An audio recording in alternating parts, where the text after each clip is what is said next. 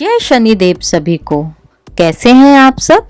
जल्दी से कमेंट में जय शनिदेव लिख दीजिए। शनिदेव की कृपा आप सब पर बनी रहे। शनिदेव को ग्रहों का राजा कहा जाता है। भगवान भोलेनाथ ने इन्हें न्याय के देवता की उपाधि दी है। शनिदेव को बहुत जल्दी क्रोध आता है।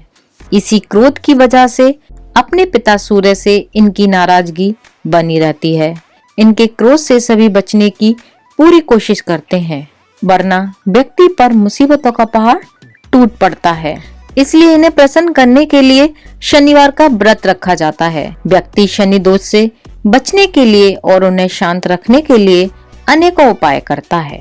शनि की कृपा से सबको सुख और वैभव की प्राप्ति होती है। जो लोग शनिवार का व्रत करते हैं उनको पूजा के समय शनिवार की व्रत की कथा को सुनना चाहिए।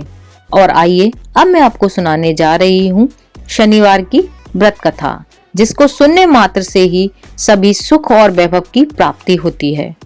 एक बार सभी 9 ग्रहों सूर्य, चंद्र, मंगल, बुध, बृहस्पति, शुक्र, शनि, राहु और केतु में बहस हो गई कि कौन सबसे बड़ा है। आपस में लड़ने के बाद सभी देवराज इंद्र के पास पहुंच गए। इंद्र असमंजस में पड़ गए और ऐसी स्थिति में वह निर्णय नहीं दे पाए, परंतु उन्होंने सभी ग्रहों को सुझाव दिया कि पृथ्वी पर राजा विक्रमादित्य ही इसका फैसला कर सकते हैं, क्योंकि वे बहुत ही न्यायप्रिय राजा हैं। सभी पृथ्वी पर राजा विक्रमादित्य के पास गए और अपने आने का कारण बताया। राजा उनकी समस्या को सुनकर बहुत परेशान हो गए। उनका चिंतित होना लाजमी था, क्योंकि जिसको भी किसी से छोटा बताया तो वही गुस्सा कर जाएगा। राजा के काफी सोच विचार के बाद उन्हें एक उपाय सूझा। उन्होंने सुवर्ण, रजत, कांस्य, पीतल, शीशा, रागा, जस्ता, अभ्रक और लोह से 9 सिंहासन का निर्माण कराया और उन्हें इसी तरह से क्रम में रखा गया। सबसे निवेदन किया गया कि क्रम अनुसार सिंहासन पर आसन ग्रहण करें। शर्त रखी गई कि जो सबसे अंतिम में सिंहासन पर आसन ग्रहण करेगा वही सबसे छोटा माना जाएगा, जिसकी वजह से शनिदेव सबसे बाद में आसन प्राप्त कर सके और सबसे छोटे कहलाए। क्रोध के आवेश में आकर शनिदेव ने सोचा कि राजा ने यह सब जानबूझकर किया है और कुपित हो गए और कुपित होकर राजा से कहा कि राजा, तू मुझे नहीं जानता। सूर्य एक राशि में 1 महीना रहता है, चंद्रमा 2.25 महीने 2 दिन, मंगल 1.5 महीना, बृहस्पति 13 महीने, बुध और शुक्र 1-1 महीना विचरण करते हैं, लेकिन मैं 2.5 से 7.5 साल तक रहता हूँ।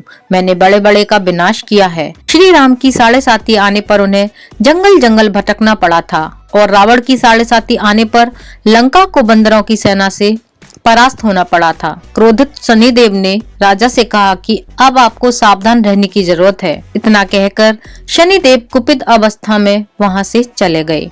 समय गुजरता गया और कालचक्र का पहिया घूमते हुए राजा की 7.5 आ गई। और तब शनिदेव घोड़ों का सौदागर बनकर राजा के राज्य में गए।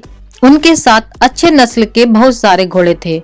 जब राजा को सौदागर के घोड़ों का पता चला तो अश्वपाल को अच्छे घोड़े खरीदने के लिए भेजा गया।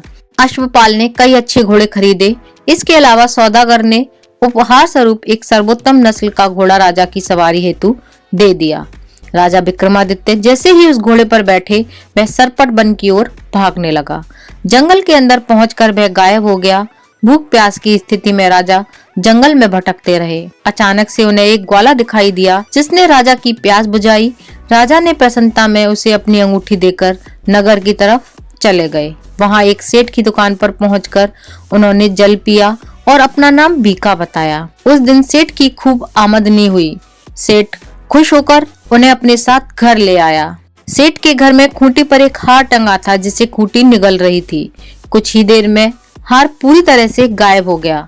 सेठ घर वापस आया तो हार गायब था। उसे लगा कि बीका ने ही उसे चुराया होगा। सेठ ने बीका को कोतवाल से पकड़वा दिया और दंड स्वरूप राजा को चोर समझकर हाथ पैर कटवा दिया। अपंग अवस्था में उसे नगर के बाहर फेंक दिया गया। तभी वहां से एक तेली निकल रहा था, जिसको बीका पर दया आ गई। उसने बीका को अपनी गाड़ी में बिठा लिया। बीका अपनी जीभ से बैलों को हाँकने लगा। कुछ देर बाद राजा की शनि दशा समाप्त हो गई। वर्षा काल आने पर बीका मल्हार गाने लगा। एक नगर की राजकुमारी मनभावनी ने मल्हार सुनकर मन ही मन प्रण कर लिया कि जो भी इस राग को गा रहा है वो उसी से ही विवाह करेगी। उन्होंने दासियों को खोजने के लिए भेजा, परंतु वापस आकर उन सभी ने बताया कि वह तो एक अपंग आदमी है। राजकुमारी यह जानकर भी नहीं मानी और अगले दिन ही वह अनशन पर बैठ गई। जब लाख समझाने पर राजकुमारी नहीं मानी, तब राजा ने उस तेली को बुलवा भेजा और बीका से विवाह की तैयारी करने के लिए कहा गया। बीका से राजकुमारी का विवाह हो गया। एक दिन बीका के स्वप्न में शनिदेव ने आकर कहा कि राजन, देखा आपने, तुमने मुझे छोटा बताकर कितना दुख झेला है। राजा ने क्षमा मांगते हुए हाथ जोड़कर कहा कि हे शनिदेव, जैसा दुख मुझे दिया किसी और को मत देना।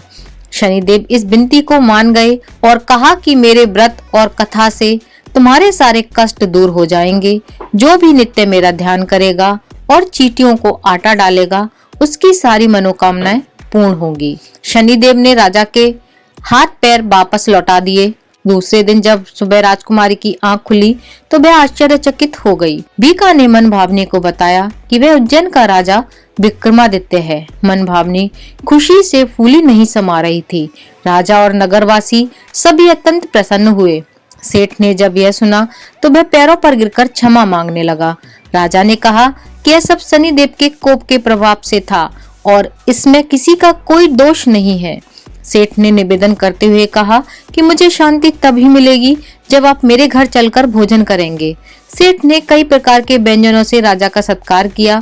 जब राजा भोजन कर रहे थे तभी जो खूंटी हार निगल गई वही अब उसे उगल रही थी। सेठ ने अनेक मोहरें देकर राजा को धन्यवाद किया और अपनी कन्या श्री कम्बरी से पाणी ग्रहण करने का निर्णय किया। राजा ने सहर्ष स्वीकार कर लिया। राजा अपनी दोनों रानियों मनभावनी श्री कम्बरी को लेकर उज्जैन नगरी लौट आए।